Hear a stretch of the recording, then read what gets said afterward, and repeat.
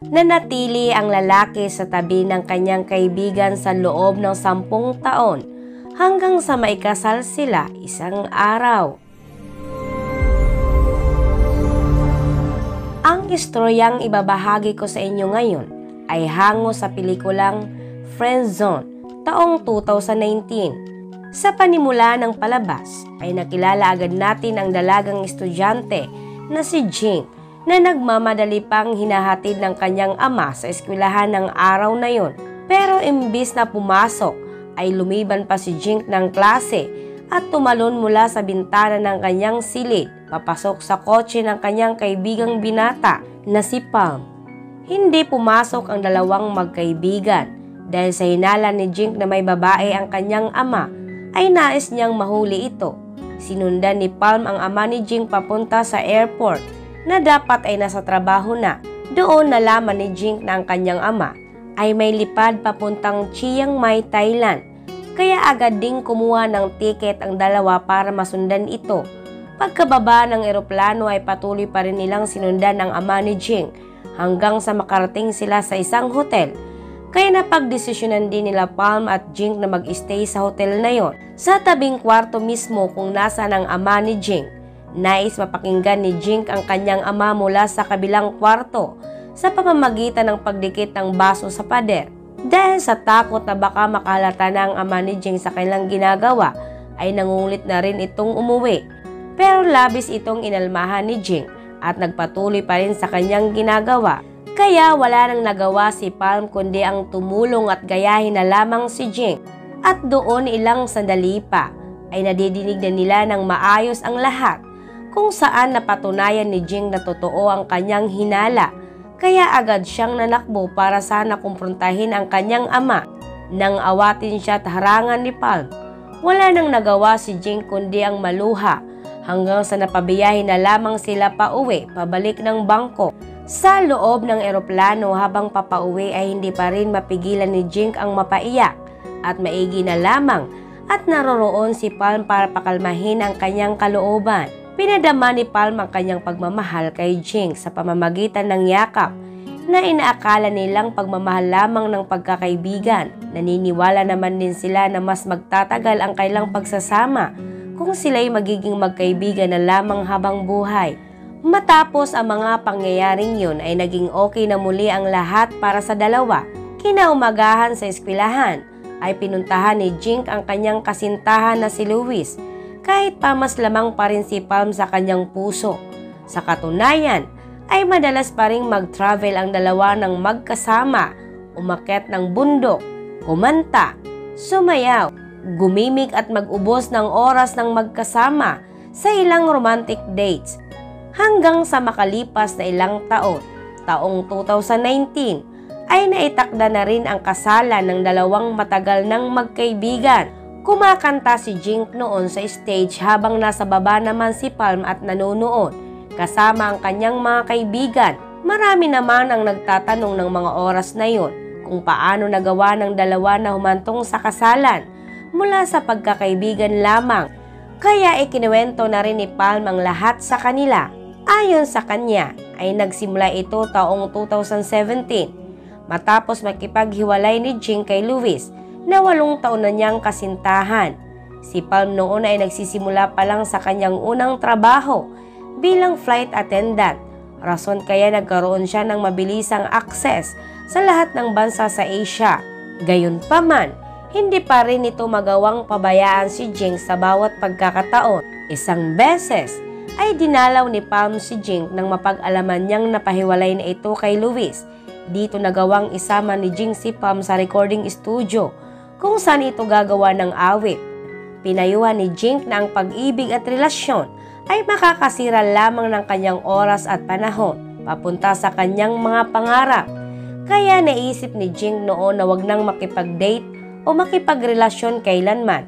Isang umaga, habang nagbibisikleta ay napatanong na si Palm kay Jing kung ayaw na ba talaga rito ang magpaligaw muli.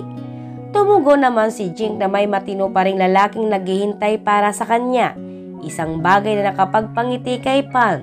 Taong 2018 ay nagkaroon si Jing ng panibagong kasintahan na nagngangalang Ted, isang music producer, at magkakasama sila isang gabi noon sa isang party. Doon, inaya ni Ted si Jing na kumanta kasabay niya. Sumang-ayon naman agad si Jing pero dahil sa kanyang kapabayaan ay nahulog siya sa stage at nabalian sa binti. Nang dumating naman ang rescue na magdadala sa kanya sa hospital, ay nagsabi ang rescuer na iisa lamang ang kailangang sumama sa kanya. Si Ted at Palm ay parehas nais na sumakay ng ambulance para kay Jing, pero kinakailangan niyang mamili kung sino sa dalawa ang dapat. Wala namang ibang napili si Jing noon, kundi si Ted, at sinabihan na lamang si Palm na mag-enjoy na lamang sa party. Sobra mang nadismaya si Palm, ay wala naman siyang magawa tungkol dito. Ilan linggo ang makalipas, ay napabakasyon si Palm sa Yangon, Myanmar, kasama ang bago niyang kasintahan. Ganun pa man, kahit na may karelasyon man ay hindi naman naging ganun kaseryoso si Palm dito.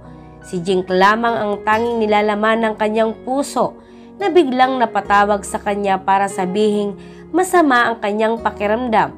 Medyo nagsusuka at isang buwan ng delay sa kanyang period. Rason para isipin ni Palm na siya ay buntis. Dahil sa kanyang nalaman, ay agad na bumiyahe si Palm papuntang Malaysia para mapuntahan agad si Jing. Pinadala ni Jing si Palm ng pregnancy test kit na agad din namang sinubukan ni Jing sa banyo. Habang si Palm naman ay nakaabang lamang sa magiging resulta. Ilang sandali ang makalipas, ay nalaman nila ang resulta na si Jing ay hindi pa ganap na nagbubuntis.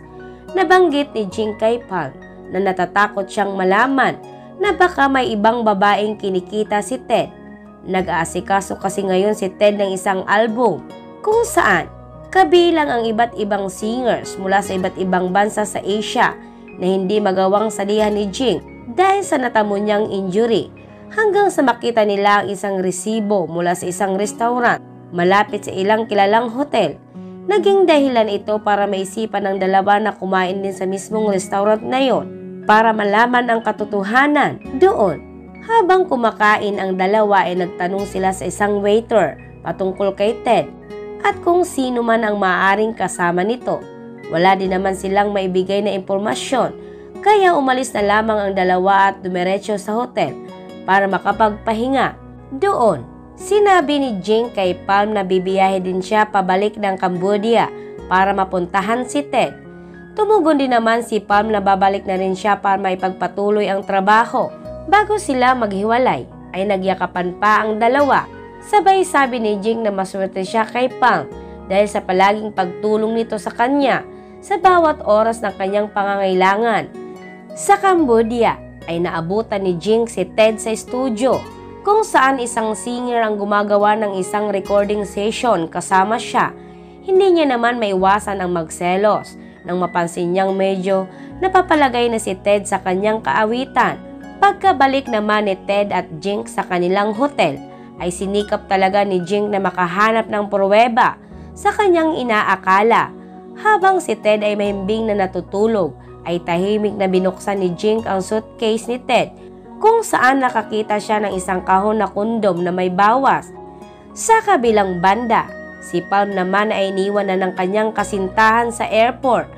Doon habang aburido si Palm sa airport ay napansin naman ito si Jing. Tinawag niya ito agad at pinuntahan. Nalaman ni Palm na pabiyahe noon si Jing papuntang Hong Kong para magmatsyag kay Ted at sa babaeng singer na kanyang inaalagaan. Kaya gaya ng dati, ay magkasama na namang bumiyahe ang dalawa para malaman ang katotohanan. Pagkarating nila doon, ay magkasama pa silang kumain na dalawa sa isang kainan malapit sa studio kung nasan si Ted. Nang tawagan naman ni Jing si Ted, ay sumagot lamang ito na uuwi din siya agad matapos ang kailang ginagawang recording. Pero nang tanawin ni Jing si Ted mula sa bintana ng kailang kinakainan, ay napansin niyang may iba na naman itong kasamang babae.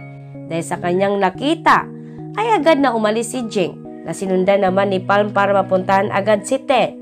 Pero hindi na nila ito nasundan kaya dumiretso na lamang sila direkta sa hotel na tutuluyan ni Ted. Nalaman naman nila na wala pa doon si Ted, kaya wala silang nagawa kundi maghintay na lamang sa labi.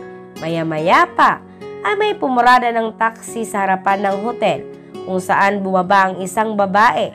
Halos takpan ni Jink noon ang kanyang mata sa kung anong pwede niyang masaksihan, hanggang sa mali pala siya ng inaakala dahil imbis na si Ted ay isang matandang lalaki ang bumaba noon kasunod ng babae.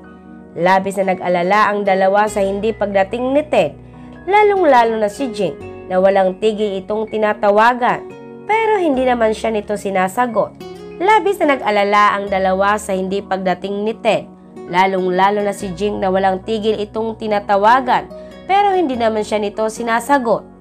Si Palm naman ay naisip na baka sumagot si Ted sa ibang number na hindi niya nalalaman, kaya siya mismo ang tumawag dito at agad namang sinagot ang kanyang tawag, isang patunay na niluloko talaga si Jink ng kanyang kasintahan. Nalabis nitong ikinalungkot at ikinadismaya. Doon umalis na sila ng magkasama at sumakay sa isang double-decker bus. Habang nasa biyahe ay walang ibang naiisip si Jink kundi ang ginawang kataksilan ni Ted. Dahil sa pagkagulo ng isip ay biglang tumalon si Jink sa bus at napahawak sa isang malaking signage. Nataranta naman ang lahat ng mga taong naroroon. Agad din namang umatras ang bus at tuluyan ding nailigtas si Jink sa tulong ni Palm. Doon nagyakapan ang dalawa na nasaksihan ng maraming tao na kinunan nila ng sunod-sunod na larawan. Pagkatapos ng mga pangyayari ay sinabi ni Palm kay Jink na uuwi na siya kinabukasan. Si Jink naman ay sumabay na rin kay Palm pabalik ng Thailand. Balak sana nilang mag-stay muna at magsama. Pero may isang biyahe pang kailangang mapuntahan si Palm papuntang Bangkok.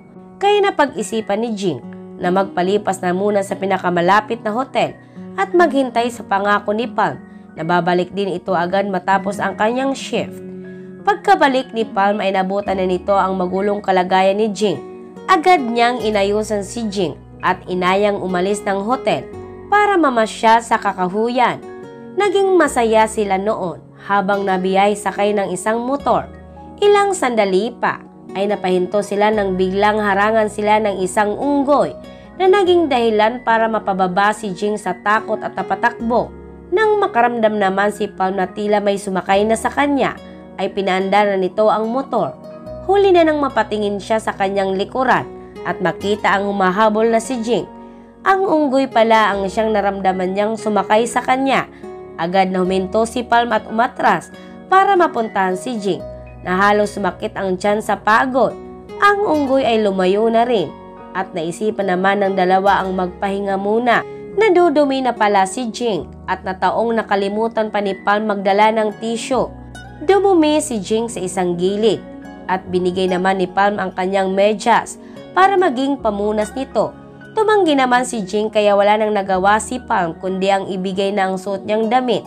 Matapos yun ay nagmotor na ang dalawa papunta sa syudad kung saan tinatawanan si Palm ng mga bata dahil nagmumotor ito ng walang damit. Kinahaponan ay namasyal ang dalawa papunta sa beach at doon ipinarinig ni Jink ang kanyang awitin kay Palm.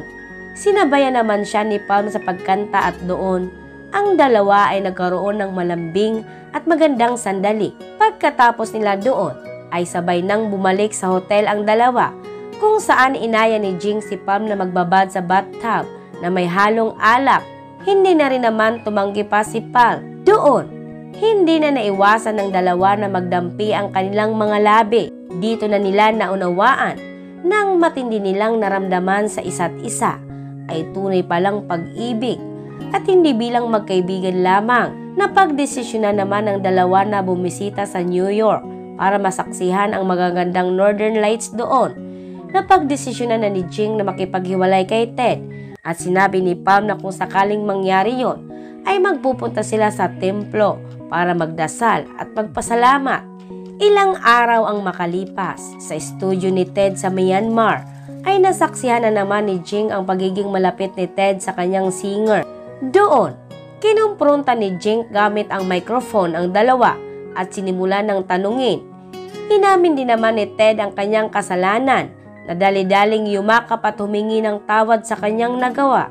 Dahil sa awa ay naisip pa ni Jink noon na bigyan si Ted ng pangalawang pagkakataon. Sa templo ay ganap nang nagkita sina Palm at Jink kung saan nalaman ni Palm ang naging pagbabalikan ng dalawa.